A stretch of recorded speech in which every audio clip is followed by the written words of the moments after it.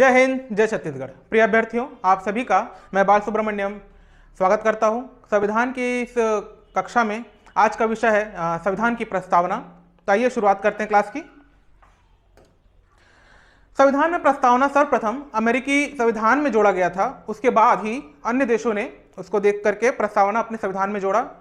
भारतीय संविधान में लेकिन ऑस्ट्रेलियन जो प्रस्तावना है, संविधान की प्रस्तावना है, उसकी झलक ज्यादा दिखती है ना। प्रस्तावना को संविधान का सार कहा जाता है, क्योंकि ये जो भी सार संविधान का जो भी एक अर्थ है वो हम प्रस्तावना को पढ़ करके प्राप्त कर सकते हैं। ये एक भूमिका की तरह है, किसके? संविधान की। प्रख्यात न्यायविद जो एन पालकीवाल है, उन्होंने भारतीय संविधान की प्रस्तावना को संविधान का परिचय पत्र कहा है, यानी आइडेंटिटी कार्ड, जिसे देख करके हम पता लगा सकते हैं कि उसके अंदर क्या है ना। भारतीय संविधान की प्रस्तावना जो है उद्देश्य प्रस्ताव पर आधारित है। यह वही उद्देश्य प्रस्ताव है जिसे पंडित जवाहरलाल नेहरू जी ने 13 नवंबर 1946 को प्रस्तुत किया था, और यही उद्देश्य प्रस्तावना के रूप में 22 नवंबर 1946 को पारित कर दिया गया था, है ना। अब 42वें संविधान संशोधन अधिनियम 1976 के माध्यम से भारतीय संविधान के प्रस्तावना में 3 शब्द जोड़े गए। पहला समाजवादी, दूसरा पंथ निरपेक्ष और तीसरा अखंडता। ये 3 शब्द जो हैं वो प्रस्तावना में बाद में जोड़े गए हैं। अब संविधान की प्रस्तावना के पहली लाइन में, है ना, पहले हम इसे पूरा पढ़ लेते हैं।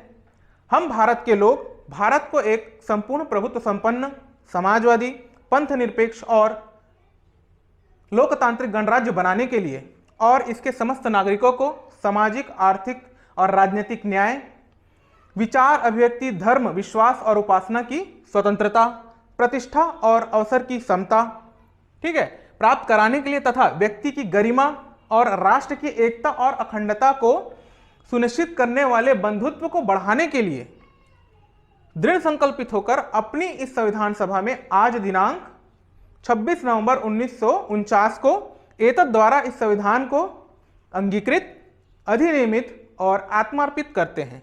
ठीक है, तो इसके जो पहली लाइन है उसमें यह बताया गया कि भारत के नागरिक क्या बता रहे हैं, हम भारत के लोग, और भारत की प्रकृति क्या होगी, है ना, वो बताना चाह रहे हैं कि भारत की प्रकृति क्या होगी, कैसी होगी? प्रभुत्व संपन्न, यानी कि संप्रभु, समाजवादी, समाज में रहने वाले हर नागरिक के लिए समान संसाधन उपलब्ध होना, समान अवसर उपलब्ध होना। पंथ निरपेक्ष, किसी भी धर्म विशेष को, है ना, मतलब कि ज्यादा महत्व नहीं देना, सभी को समान महत्व देना। लोकतांत्रिक गणराज्य, जनता द्वारा चुने गए लोगों द्वारा चुनी हुई प्रतिनिधियों की सरकार, जो जनता जो कि राज्य का संचालन करेगी। ठीक है, तो यह हो गई भारत की प्रकृति। अब अगले लाइन में कहा गया है 3 प्रकार के न्याय, पहला सामाजिक, दूसरा आर्थिक और तीसरा राजनीतिक। किसके लिए? भारतीय नागरिकों के लिए। उसके बाद 5 प्रकार की स्वतंत्रता, किनके लिए? भारतीय नागरिकों के लिए। किस प्रकार की? विचार की, अभिव्यक्ति की, धर्म, विश्वास और उपासना करने की। और भारतीय नागरिकों को अपने प्रतिष्ठा और अवसर की समानता प्रदान करने के लिए। ठीक है, और व्यक्ति की गरिमा और राष्ट्र की एकता और अखंडता को बनाए रखने के लिए, सुनिश्चित करने के लिए बंधुत्व, यानी कि लोगों में आपसी भाईचारा। ठीक है, और इसे ही 26 नवंबर 1949 को स्वीकार किया गया। अब यहां देखिए पहला लाइन, हम भारत के लोग, ठीक है, और इस संविधान को अंगीकृत करते हैं, अधिनियमित करते हैं और आत्मार्पित करते हैं। मतलब यह संविधान भारत के लोगों द्वारा बनाया गया है, भारत के लोगों द्वारा ही इसे स्वीकार किया गया है, और भारत के लोग इसे अपने को ही आत्मार्पित कर रहे हैं, अर्थात अपने को ही अर्पित कर रहे हैं। यही इस लाइन का अर्थ है ना। तो यह हो गया भारतीय संविधान में जो प्रस्तावना है उसके बारे में। अब हम इसके जो महत्वपूर्ण शब्द हैं इन सभी का और डिटेल में उसे पढ़ेंगे। ठीक है, और डिटेल में इसके बारे में जानकारी लेंगे। तो ये भारतीय संविधान में प्रस्तावना की मूल प्रति है, जो कि जो पहले संविधान सभा द्वारा पारित हुई थी। इसमें आप देख रहे हैं संपूर्ण प्रभुत्व संपन्न लोकतंत्रात्मक गणराज्य। इसमें आप समाजवादी और पंथ निरपेक्ष नहीं है, ठीक है। इसी प्रकार बंधुता को बढ़ाने के लिए क्या, राष्ट्र की एकता सुनिश्चित करने वाली, तो इसमें अखंडता शब्द को बाद में जोड़ा गया है। उस समय अखंडता शब्द नहीं था, समाजवाद शब्द नहीं था, पंथ निरपेक्ष शब्द नहीं था। और ये एक प्रस्तावना है, भारतीय संविधान की प्रस्तावना, जो संशोधन के बाद इसमें जोड़ी गई है, जिसमें है समाजवादी, पंथ निरपेक्ष और भारत की एकता और अखंडता को सुनिश्चित करने वाली बंधुता, अखंडता, ये तीनों शब्द इसमें जोड़े गए हैं, ठीक है। अब प्रस्तावना के तत्व, प्रस्तावना के 4 मुख्य तत्व हैं, है ना। पहला, इसके अधिकार के स्रोत, ठीक है। दूसरा, भारत की प्रकृति। तीसरा, संविधान का क्या उद्देश्य है। और चौथा, प्रस्तावना या संविधान के लागू होने की तिथि, ठीक है। अब संविधान के अधिकार का स्रोत किसे कहा गया है, भारत के लोग, भारत की जनता। जैसा कि प्रस्तावना में यह लिखा ही हुआ है, हम भारत के लोग अपने को ही इस संविधान को आत्मार्पित, अधिनियमित और अंगीकृत करते हैं, ठीक है। ये इसी से सिद्ध होता है कि अधिकार का स्रोत कौन है, भारत के लोग ही हैं। क्यों, क्योंकि ये ही अपने बीच से ही लोगों को चुनते हैं, जो उनके प्रतिनिधि के रूप में सरकार का निर्माण करते हैं और भारत का संचालन करते हैं, ठीक है। अब भारत की प्रकृति, हमने पहले ही देखा कि प्रस्तावना के पहले ही लाइन में लिखा गया है कि भारत के लोग किस प्रकार की भारत की प्रकृति बता रहे हैं, संप्रभु, जिस पर किसी और का शासन न हो, वो अपने सारे निर्णय लेने में सक्षम हो, स्वतंत्र सक्षम हो, है ना, स्वतंत्र हो। दूसरा, समाजवादी, सभी लोगों के लिए समान अधिकार। धर्मनिरपेक्ष, किसी भी धर्म को विशेष यानी कि स्थान नहीं देना, बल्कि सभी को समान रूप से देखना। लोकतांत्रिक, गणतांत्रिक राज्य व्यवस्था। लोकतंत्र अर्थात जनता द्वारा चुने गए लोग, और गणतांत्रिक अर्थात जनता द्वारा चुने गए प्रतिनिधियों द्वारा शासन, ऐसी राज्य व्यवस्था वाला देश, ठीक है। अब संविधान का उद्देश्य, क्या उद्देश्य है, हमने दूसरे पैराग्राफ में देखा था। न्याय, कितने प्रकार के न्याय, 3 प्रकार के न्याय। स्वतंत्रता 5 प्रकार की, समता 2 प्रकार की, और बंधुत्व बढ़ाने के लिए क्या था, राष्ट्र की एकता और अखंडता को सुनिश्चित करने वाला बंधुत्व, यानी कि लोगों में आपसी भाईचारा होगा, तभी देश में एकता और देश जो है अखंड रूप से बना रहेगा, ठीक है। तो ये संविधान के उद्देश्य हैं। और चौथा है संविधान लागू होने की तिथि या संविधान निर्माण की तिथि 26 नवंबर 1949। ये प्रस्तावना के 4 मुख्य तत्व हैं, ठीक है। अब प्रस्तावना में प्रयुक्त होने वाले मुख्य जो शब्द हैं, अब हम उनका विश्लेषण करेंगे, देखेंगे उसका क्या अर्थ है। सबसे पहला शब्द है संप्रभु, है ना। तो भारत एक संप्रभु राष्ट्र है, अर्थात भारत जो है किसी और अन्य राष्ट्र के अधीन नहीं है। वह अपने किसी भी प्रकार के आंतरिक या बाह्य मामले दोनों में ही स्वयं निर्णय लेने में सक्षम है और किसी भी बाह्य हस्तक्षेप को स्वीकार नहीं करता है। आंतरिक मामले अर्थात राजनीतिक, आर्थिक, सामाजिक, और बाह्य मामले में जो अंतर्राष्ट्रीय स्तर पर शत्रु हैं, मित्र हैं, या किन्हीं से उनका संधि करनी है, ये सभी बाह्य मामले हो जाते हैं। तो इस प्रकार, और एक बात और, यदि कोई वैश्विक संगठन में भारत जुड़ना चाहता है तो ये भारत अपनी स्वेच्छा से करेगा। कोई अंतर्राष्ट्रीय संगठन यदि कोई नियम या कायदे लागू करता है तो उसे स्वीकारना न स्वीकारना भारत की स्वेच्छा पर निर्भर करता है, यह भारत के लिए बाध्यकारी नहीं है। तो यही होता है संप्रभु का अर्थ, ठीक है। अब संप्रभु राज्य होने के नाते भारत किसी विदेशी सीमा का अधिग्रहण कर सकता है अथवा किसी अन्य देश के पक्ष में अपनी सीमा किसी हिस्से पर से दावा छोड़ सकता है।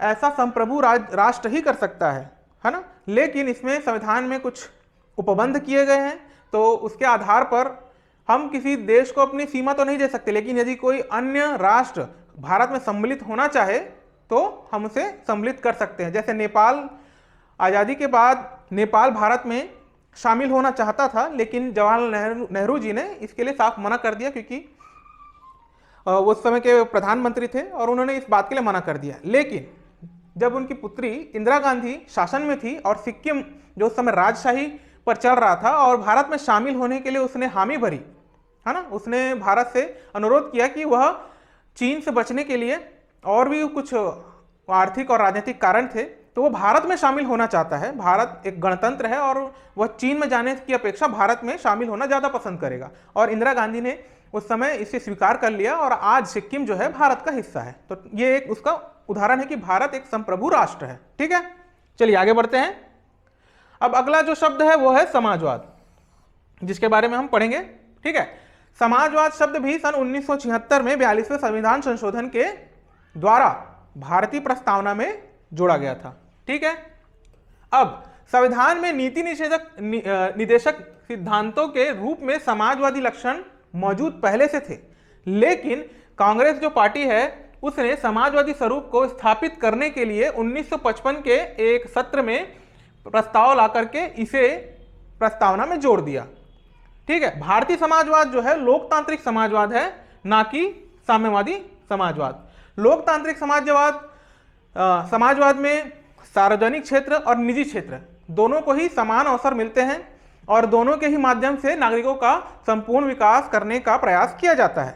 ठीक है, इसलिए भारतीय समाजवाद को लोकतांत्रिक समाजवाद कहा जाता है। ठीक है, और लोकतांत्रिक समाजवाद को राज्याश्रित समाजवाद भी कहा जाता है, क्योंकि राज्य द्वारा जो निम्न वर्ग के लोग हैं, जो कमजोर वर्ग के लोग हैं, उनके लिए कुछ सुविधाएं प्रदान की जाती हैं, जैसे कि भारत में किया जाता है सब्सिडी द्वारा, या रैन बसेरा जैसे घर बना करके गरीब लोगों के लिए, निराश्रित लोगों के लिए। इस प्रकार जो लोग अक्षम लोग हैं, स्वयं के लिए करने के लिए सक्षम नहीं है, उनकी राज्य जो है सहायता करता है।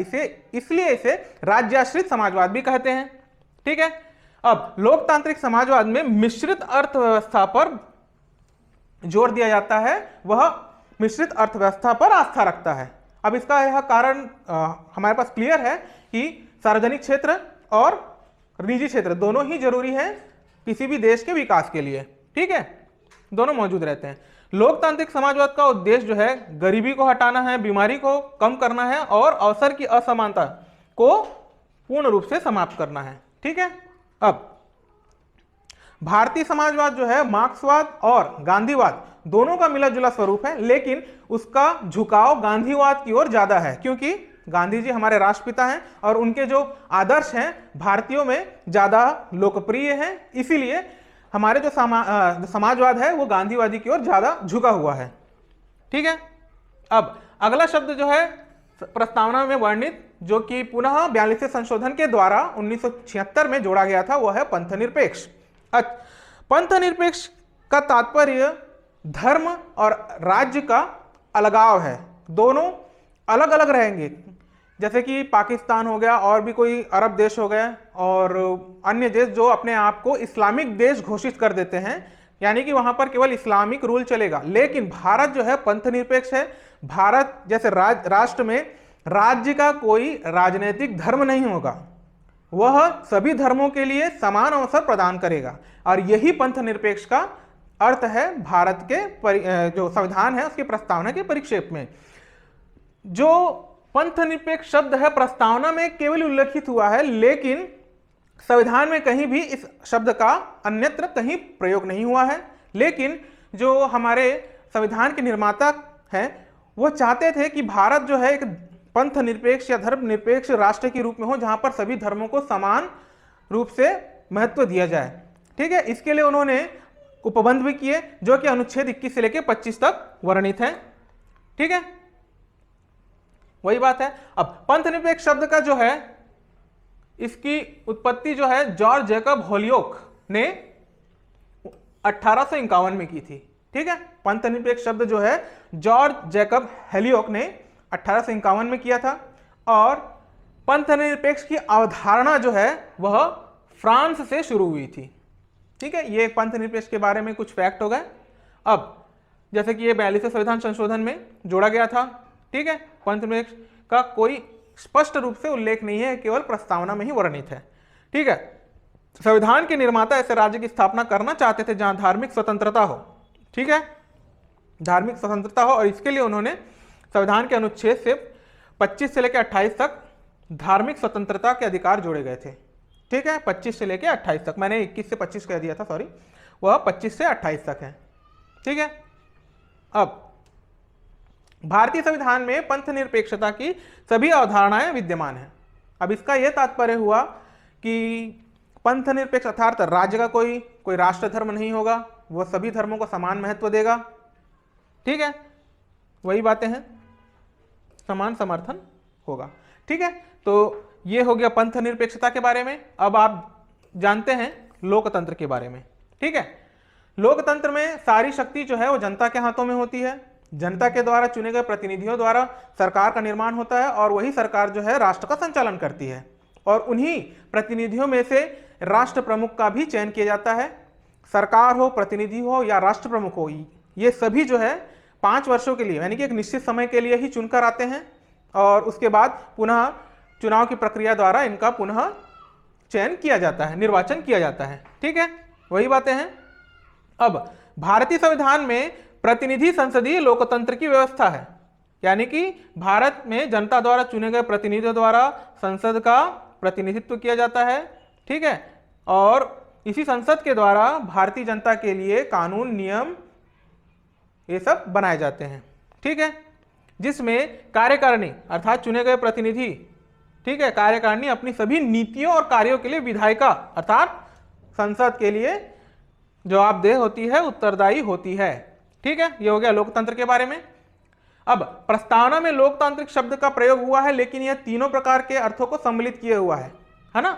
यह राजनीतिक लोकतंत्र के लिए भी प्रयुक्त होता है, सामाजिक लोकतंत्र के लिए प्रयुक्त होता है और आर्थिक लोकतंत्र के लिए भी प्रयुक्त होता है। 25 नवंबर 1949 संविधान सभा की अंतिम बैठक, उसमें बी.आर. अम्बेडकर जी ने अपने समापन भाषण में एक वक्तव्य दिया। क्या दिया? राजनीतिक लोकतंत्र तब तक स्थायी नहीं हो सकता जब तक कि उसके मूल में सामाजिक लोकतंत्र ना हो। और सामाजिक लोकतंत्र के बारे में उन्होंने कहा क्या कि सामाजिक लोकतंत्र का तात्पर्य वह जीवन शैली है। क्या है? जीवन शैली है जो स्वाधीनता, समानता और भ्रातृत्व को मान्यता देती है। ठीक है, तो इस प्रकार जो है सामाजिक लोकतंत्र ही मूल है किसी भी राजनीतिक या आर्थिक लोकतंत्र के निर्माण के लिए। ठीक है, तो विद्यार्थियों आप ये सब स्टेटमेंट भी याद रखें, क्योंकि ये सब जो है आपको मेंस में लिखने के लिए काफी काम आएंगे। कभी कभी सीधे ऐसे ही शब्द पूछ ले जाते हैं, राजनीतिक लोकतंत्र क्या है, सामाजिक लोकतंत्र क्या है, आर्थिक लोकतंत्र क्या है। तो आप उस उत्तर में अंबेडकर जी के इस कोट को भी आप लिख सकते हैं, तो ये सब ज्यादा आपके जो आंसर राइटिंग है उसको प्रभावशाली बनाएगा। ठीक है, चलिए आगे बढ़ते हैं।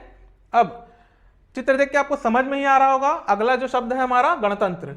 ठीक है, अब इस चित्र में दिखाया गया है जवाहरलाल नेहरू जी 26 जनवरी 1930 को कांग्रेस ने पहला पूर्ण स्वाधीनता दिवस मनाया। और चूंकि भारत जो है 15 अगस्त 1947 को आजाद हो चुका था, तो इस दिन की महत्व को बनाए रखने के लिए जो संविधान 26 नवंबर 1949 को पूर्ण हो चुका था, उसे 26 जनवरी 1950 को भारत को समर्पित किया गया और इसी दिन को गणतंत्र दिवस के रूप में हम हर साल मनाते हैं। ठीक है, तो ये दो चित्र हैं जिसमें जवाहरलाल नेहरू जी स्वाधीनता दिवस मनाते हुए दिख रहे हैं और दूसरे में हमारे देश के पहले राष्ट्रपति राजेंद्र प्रसाद जी दिख रहे हैं गणतंत्र दिवस मनाते हुए। ठीक है, अब राज्य व्यवस्था के दो भाग होते हैं, पहला राजशाही और दूसरा है गणतंत्र जो कि भारत है। अब राजशाही में क्या होता है? राजशाही में जो अगला सम्राट होगा उसे उत्तर अधिकारिता के आधार पर चुना जाता है, यानी राजा का बेटा ही राजा बनता है। लेकिन गणतंत्र में ऐसा नहीं होता। गणतंत्र में पुनः जनता के द्वारा चुने गए प्रतिनिधियों में से ही किसी राष्ट्र प्रमुख का चयन किया जाता है। ठीक है, यही बात इसमें लिखी हुई है। और अप्रत्यक्ष रूप से जनता के द्वारा ही वह चुना जाता है राष्ट्र प्रमुख। ठीक है, अब भारतीय संविधान में प्रस्तावना में गणतंत्र का अर्थ भारत का प्रमुख अर्थात राष्ट्रपति चुनाव के जरिए सत्ता में आएगा और उसका चुनाव 5 वर्षों के लिए अप्रत्यक्ष रूप से किया जाएगा। अप्रत्यक्ष रूप से अर्थात भारतीय जनता प्रत्यक्ष रूप से उनका निर्वाचन नहीं करती है, उनके चुने गए प्रतिनिधियों द्वारा किया जाता है, इसलिए इसे अप्रत्यक्ष रूप से कहा जाता है। ठीक है, अब भारतीय गणतंत्र में राजनीतिक संप्रभुता का अर्थ क्या है? किसी एक व्यक्ति के हाथों में न होकर के यह लोगों के हाथों में होती है, जनता के द्वारा चुने गए प्रतिनिधि, है ना, राजनीतिक संप्रभुता। अब विशेषाधिकार प्राप्त वर्ग अनुपस्थित रहता है। विशेषाधिकार प्राप्त वर्ग अर्थात कुलीन वर्ग, बड़े धनाढ्य लोग, इनका इस पर प्रत्यक्ष रूप से कोई भी असर नहीं होता। ठीक है, सार्वजनिक कार्यालय बगैर किसी भेदभाव के प्रत्येक नागरिक के लिए सदैव खुले रहेंगे। यदि आप गवर्नमेंट ऑफिस में जाकर कोई काम कराना चाहते हैं तो वहां कोई आपको मना नहीं कर सकता, वह काम करने के लिए बाध्य है। ठीक है, तो यह होता है गणतंत्र। अब आता है न्याय। यह है न्याय की देवी। अब प्रस्तावना में 3 प्रकार के न्यायों का उल्लेख है, सामाजिक, आर्थिक और राजनीतिक। ठीक है, ये 3 प्रकार के न्याय जो है भारतीय संविधान जो है भारतीय नागरिकों के लिए सुनिश्चित करता है। अब न्याय में सुरक्षा के जो मौलिक अधिकार और नीति निषेध सिद्धांतों के विभिन्न उपबंधों के रूप में विद्यमान है ना, वो सुनिश्चित करते हैं क्या, मौलिक अधिकार और नीति निर्देशक जो सिद्धांत है उनमें जो उपबंध है ये सुनिश्चित करते हैं क्या, न्याय को, कि न्याय की सुरक्षा भारतीय नागरिकों को प्राप्त होगी और कुछ कुछ जगह पर विदेशी नागरिकों को भी प्राप्त होती है। ठीक है, अब सामाजिक न्याय का अर्थ देखें तो हर व्यक्ति के साथ जाति, रंग, धर्म और लिंग के आधार पर किसी प्रकार का भेदभाव नहीं किया जा सकता। ठीक है, सभी के साथ समान व्यवहार किया जाएगा। आर्थिक न्याय का अर्थ देखें तो आर्थिक कारणों के आधार पर किसी भी व्यक्ति के साथ भेदभाव नहीं किया जा सकता। यदि वह गवर्नमेंट ऑफिस में जाए तो किसी भी कार्य के लिए उसे मना नहीं किया जा सकता। और राजनीतिक न्याय का अर्थ हर व्यक्ति समान रूप से राजनीतिक अधिकार प्राप्त होंगे, अर्थात वो किसी प्रकार की भी पार्टी बनाने में या पार्टी में शामिल होने के लिए स्वतंत्र है, वह चुनाव लड़ने के लिए स्वतंत्र है तथा अपनी आवाज सरकार तक पहुंचाने के लिए भी स्वतंत्र है। तो ये हो गया राजनीतिक न्याय। ठीक है, अब सामाजिक, आर्थिक और राजनीतिक न्याय के ये जो तत्व हैं इसे 1917 के रूस की क्रांति से लिया गया है। ये याद रखने योग्य है, 1917 के रूस की क्रांति से इन तत्वों को लिया गया है भारतीय प्रस्तावना में। अब आते हैं स्वतंत्रता। 5 प्रकार की जो स्वतंत्रता का उल्लेख प्रस्तावना में किया गया है। ठीक है, स्वतंत्रता का अर्थ हर व्यक्ति जो भारत के परिक्षेत्र में रहता है हर प्रकार की गतिविधि करने के लिए स्वतंत्र है। ठीक है, ताकि उसे अपने विकास करने के लिए संपूर्ण अवसर प्राप्त हो। लेकिन ये जो गतिविधियां हैं वह न्याय संगत होनी चाहिए, नैतिक गतिविधियां होनी चाहिए, है ना, अनैतिक नहीं होनी चाहिए। प्रस्तावना हर व्यक्ति के लिए मौलिक अधिकार से, यानी कि मौलिक अधिकारों में वर्णित उपबंधों के द्वारा अभिव्यक्ति, विश्वास, धर्म और उपासना की स्वतंत्रता को सुरक्षित करता है, सुनिश्चित करता है। ठीक है, स्वतंत्रता का जो उपबंध है वो मौलिक अधिकारों में सुरक्षित है। अब प्रस्तावना में जो स्वतंत्रता, समानता और बंधुत्व के जो आदर्श हैं वो फ्रांस की क्रांति से लिए गए हैं, जो कि 1789 से 1799 तक चला। ठीक है, न्याय लिया गया है रूस की क्रांति से 1917, और स्वतंत्रता के जो तत्व लिए गए हैं वो है फ्रांस की क्रांति 1789 से 1799। अब आते हैं समता पर। ठीक है,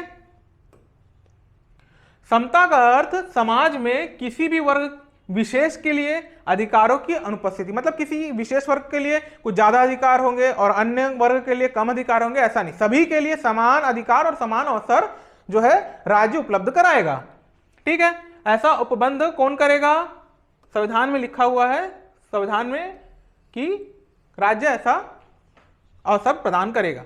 भारत की प्रस्तावना में समता के 3 आयाम शामिल हैं, एक नागरिक के लिए, राजनीतिक रूप से और आर्थिक रूप से। ठीक है, अब मौलिक आधारों के निम्न प्रावधान नागरिक समता को सुनिश्चित करते हैं। ठीक है, क्या है, अनुच्छेद 14 में विधि के समक्ष समता, यानी कि नियम सभी के लिए बराबर होंगे।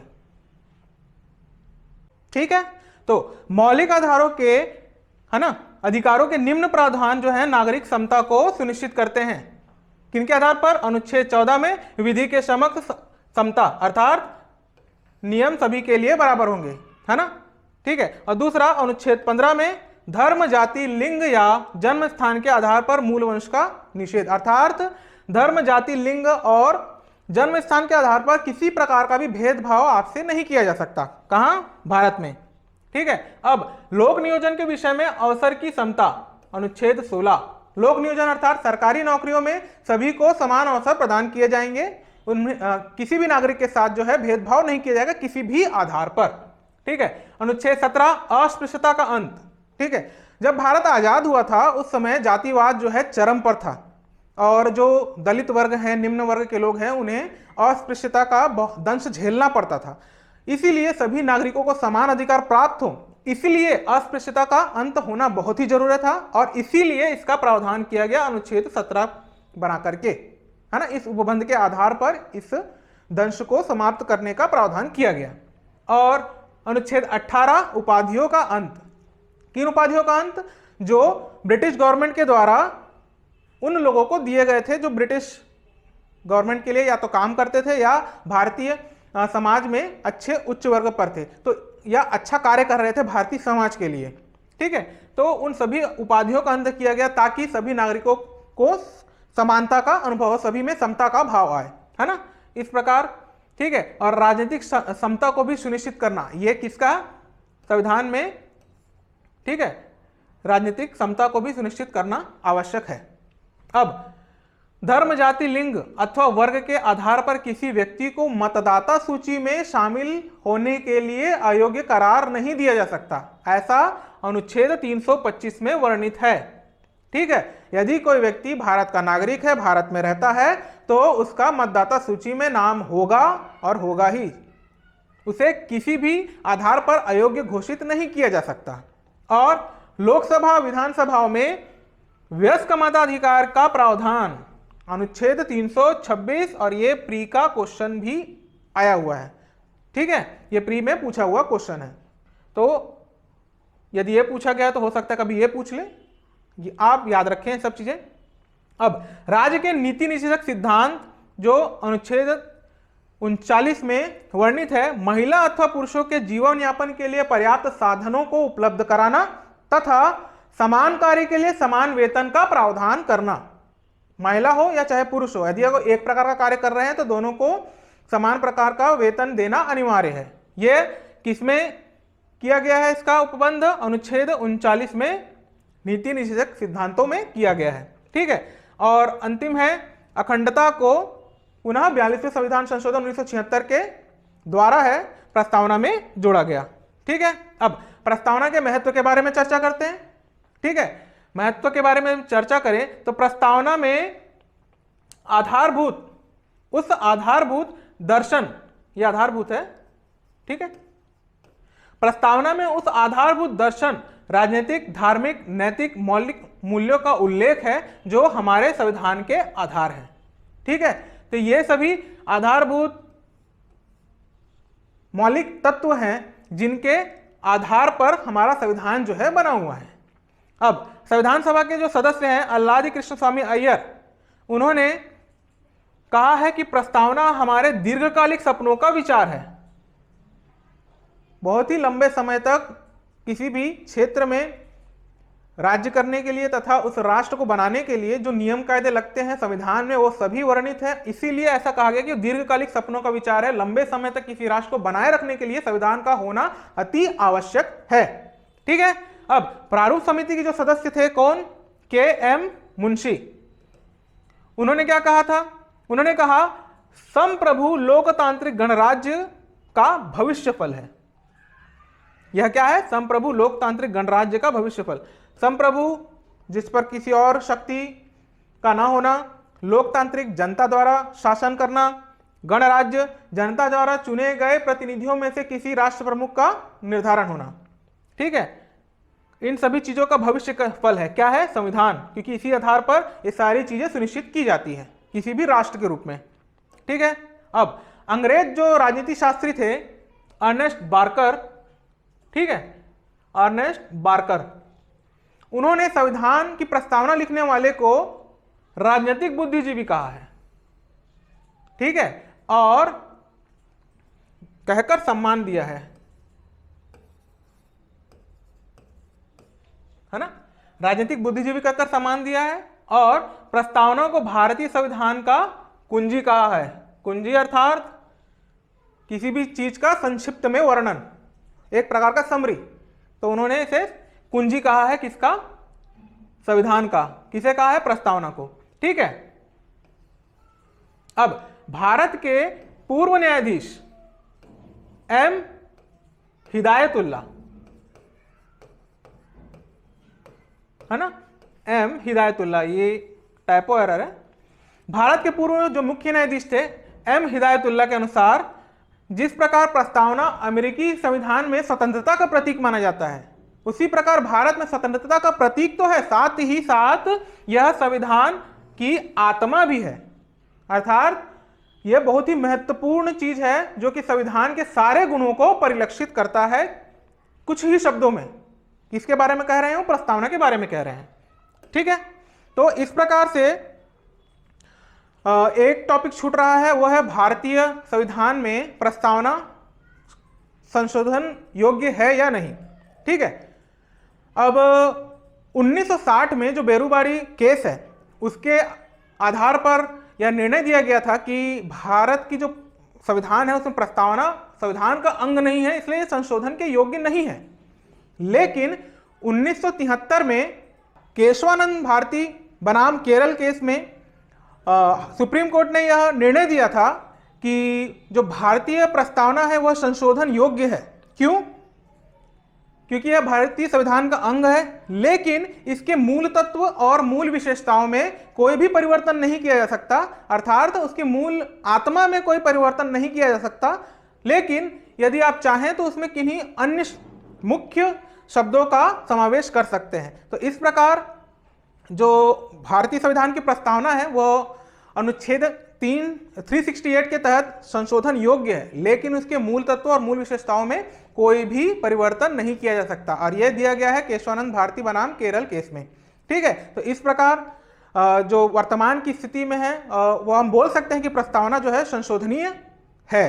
ठीक है, तो इस प्रकार जो भारतीय संविधान की प्रस्तावना का यह अध्याय है वो समाप्त होता है, और अगले अध्याय में हम जानेंगे कि भारतीय संविधान के क्या विशेषताएं हैं और वो सारे फैक्ट जो प्री में पूछे गए हैं, तथा अध्याय 1 से लेकर अब तक के जो अध्याय 3 तक के जितने भी हमारे अध्याय हैं उनमें से जो भी प्रमुख फैक्ट प्री के लिए निकल के आ सकते हैं, हम उन सभी चीज़ों के बारे में पढ़ेंगे।